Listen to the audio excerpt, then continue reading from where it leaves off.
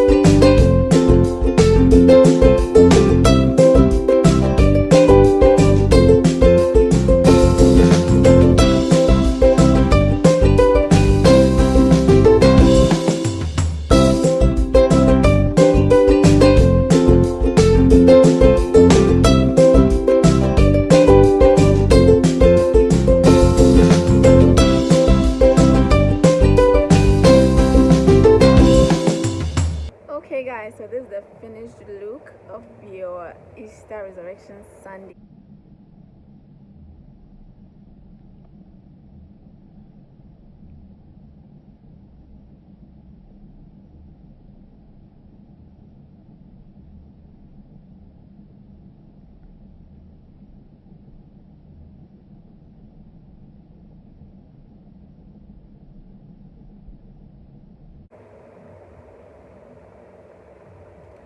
So I'm going to change my lips because it doesn't look good on me. I don't know, pink doesn't really look good on me, so I'm going to change my lips.